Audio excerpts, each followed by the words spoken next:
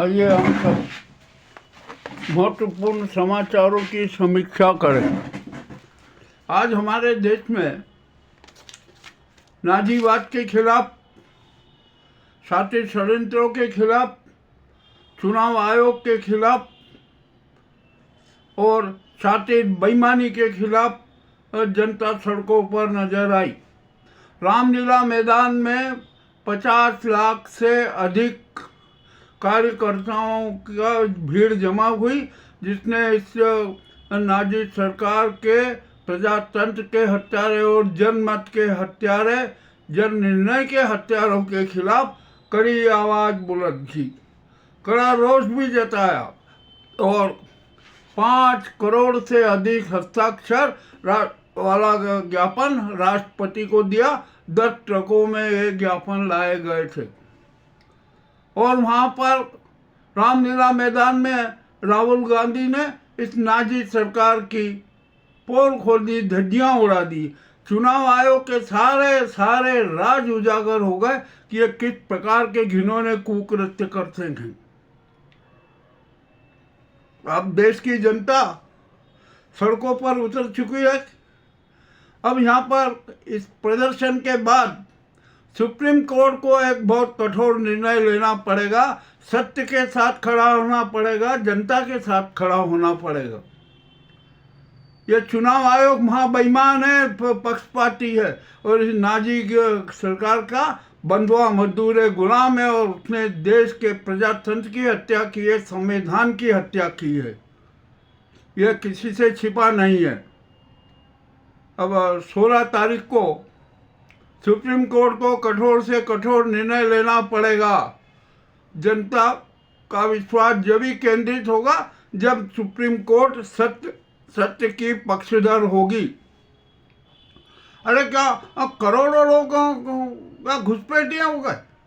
हर प्रदेश में जिधर देखो उधर घुसपैठियां।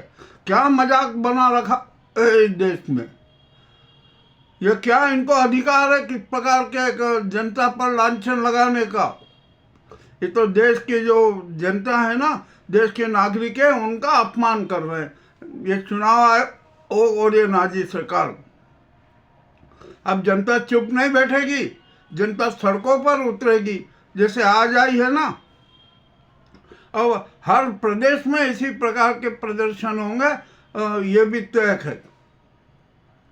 अब जनता है ना बहुत आक्रोश में, और मैं बात स्पष्ट कह रहा हूँ, जनता अब संसद का घेराव करेगी, पीएम हाउस का घेराव करेगी, पीएम का घेराव करेगी, अमित शाह का घेराव करेगी, गृह मंत्रालय का घेराव करेगी, चुनाव आयोग का घेराव करेगी, ज्ञानेश कुमार का घेराव करेगी और पूर्व राजीव कुमार सीओ जो है ना वो कहीं भी हो उनको भी पकड़ कर लाएगी।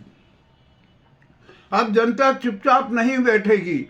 संविधान के हत्यारों को जनता खुद सजा देगी। अब जनता अपने आप में भी एक सुप्रीम कोर्ट है और उसने दंड देने का अधिकार भी अब अपने हाथ में ले लिया कि अब इनको किस प्रकार की सजा मिलेगी, किस प्रकार का जनता दंड देगी, ये भी किसी से छिपा नहीं है। अब सुप्रीम कोर्ट की भी अगली परीक्षा है ये। अरे क्या 1, 2, 3, 4, 10 मान लो 100, 200, 5,000 होते, ये लाखों लोग बेवकूफ़ हैं। ये क्या मूर्ख हैं क्या? ये जो इतना प्रदर्शन करने आए, प्रदर्शन कर रहे हैं और आप सुप्रीम कोर्ट को जस्टिफाई करना चाहिए, न्याय करना चाहिए।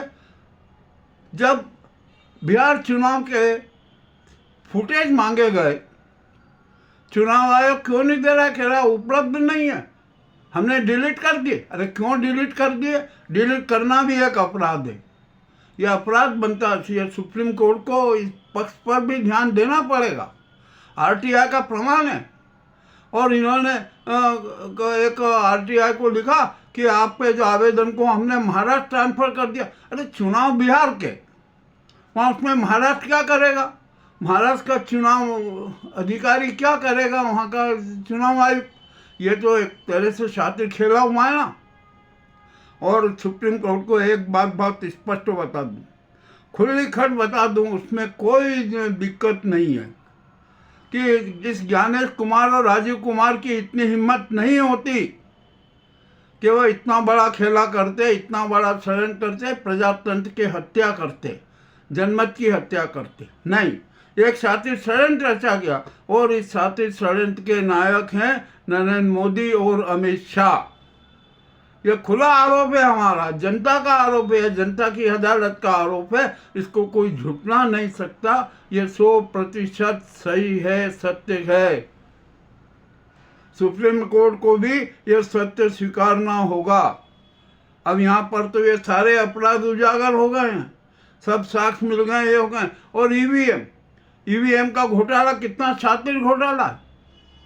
अरे उसका सोर्स कोड क्यों, किसके पास में? सुप्रीम कोर्ट ये भी तो पूछे, क्या पीएम के पास में या अमित शाह के पास में या चुनाव आयुक्त ज्ञान कुमार के पास में है, या जो 2 कंपनियां जिन्हें जो ईवीएम बनाती है ना उनके पास में है? चलिए ठीक है, अब किसके पास में हैक होगा और किस तरीके से हैक होगा? अब तो विदेशी वैज्ञानिकों ने सॉफ्टवेयर इंजीनियर के जाके लाइए, हम हैक करके बता देते हैं, तुरंत हैक हो जाती है। हमारे एक जो बिहार में जिन्होंने चुनाव लड़ा वो भी सॉफ्टवेयर इंजीनियर है, बड़ी कंपनी छोड़ के आए। उन्होंने कहा कि लाइए ईवीएम मेरे सामने रखिए, एक छोटी सी चिप से मैं ईवीएम हैक करके बता देता हूँ। अरे ये सारा सत्य है, आप सत्य को क्यों झुटला रहा? सत्य को तो झुटला नहीं सकते ना। सुप्रीम कोर्ट को तो सत्य जान लेना चाहिए, मगर वो भी अभी कुछ क्या स्थिति में नहीं है। और वो टेक्निकल बात है, टेक्निकल आदमी आ रहे हैं, टेक्निकल सॉफ्टवेयर इंजीनियर बता रहे हैं कि वो कह रहे हैं कि हैक हो सकती है, तो आपको सुप्रीम कोर्ट को ईवीएम के बारे में तुरंत निर्णय ले लेना चाहिए कि नहीं, ईवीएम से मतदान नहीं होगा, जो भी होगा वो बैन किया जाता। ईवीएम से बैन की जाती है और अब जो भी चुनाव होगा वो मत पत्रों से होगा। ये स्पष्ट निर्णय दे लेना चाहिए, किसी भी कीमत पर दे लेना चाहिए। और आप आइए, अरे आप ये मतदाताओं के नाम हटा रहे हैं, कौन से सॉफ्टवेयर से हटा रहे हैं, और वो भी अमेरिकन एजेंसी से, और एक नाम हटाने का आप 48 रुपया दे रहे हैं। ये दिया है यहाँ पर, सुप्रीम कोर्ट जांच कर रहे, रिकॉर्ड देख रहे, तलब पड़े चुनाव आयोग से। तो इस प्रकार के तो खुले घोटाले हो रहे हैं। अब हम सीबीआई से भी यही जनता पूछना चाहती है, क्या ये प्रजातंत्र की हत्या नहीं है? क्या ये संविधान की हत्या नहीं है? क्या ये जनता के मताधिकार की हत्या नहीं है? हत्या तो है ना। अब तो आपको स्वीकारना पड़ेगा कि किस प्रकार यहाँ पर देश के साथ गद्दारी की जा रही है, जनता के साथ गद्दारी की जा रही है। अब हमारी ये राष्ट्रपति जी हैं, ये बैठी हुई हैं, और आज जो प्रदर्शन देखकर उनका भी दिल दहल जाना चाहिए, उनको भी सच के साथ खड़े हो जाना चाहिए, जनता के साथ खड़े हो जाना चाहिए, किंतु वो खड़े नहीं हो रही हैं। और क्यों नहीं हो रहे, उसकी भी एक मजबूरी है। हम स्पष्ट रूप से कहते हैं, यहाँ पर जनता कह रही है कि हमारी राष्ट्रपति है ना, इस नाजी गुजराती गैंग के हाथों की कठपुतली है, इसीलिए वो धतराज बनी हुई है, मूक बधिर बनी हुई है। यदि वो जनता के पक्षधर होती ना तो कभी से कठोर कदम उठा लेती, कि उन्होंने भी कदम नहीं उठाया, कोई कार्रवाई नहीं की। अरे बड़ा विचित्र मामला होता जा रहा है इस देश में। अब ये प्रजातंत्र की लाश पर, जनमत की लाश पर, संविधान की लाश पर ये नाजी गैंग अपने सत्तावादी महल खड़े कर रही है। और हमारे यहाँ पर संघ जो है ना, संघ जो अपने आप को हिंदू सुसंस्कृति, सुसंस्कार, कट्टर राष्ट्रवाद का ठेकेदार बताता है, वो भी मौन है। क्यों मौन है? उसको भी खुल के कहना चाहिए कि जो गलत हुआ क्या, परंतु नहीं, वो भी मौन हो गए। क्यों? कारण है उसका कि जो गुजराती गैंग के दलों ने मोहन भागवत तक को बंधुआ मजदूर बना दिया उस गैंग का। अब मोहन भागवत की हिम्मत नहीं, संघ का रिमोट भी आपसे नाजी गुजराती गैंग के हाथ में, ये भी किसी से छिपा नहीं है। मामला तो बड़ा विचित्र हो गया है। अब तो यहाँ पर जो है ना, सुप्रीम कोर्ट को कठोर से कठोर निर्णय लेना चाहिए अब मान लीजिए कि यदि सुप्रीम कोर्ट ने कोई कठोर निर्णय नहीं लिया, सत्य के पक्ष वाला निर्णय नहीं लिया, तो देश में क्या होगा। तो मैं आपको बता देता हूँ, देश की 90% जनता सड़कों पर उतरेगी। गांव की पगडंडी से लेकर महानगर तक में जनता खुलेआम विद्रोह करेगी।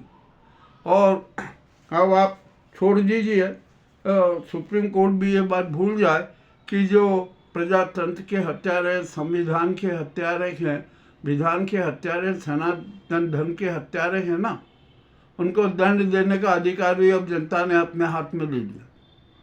और जनता इनको ऐसी सजा देगी कि ये भूल जाएंगे।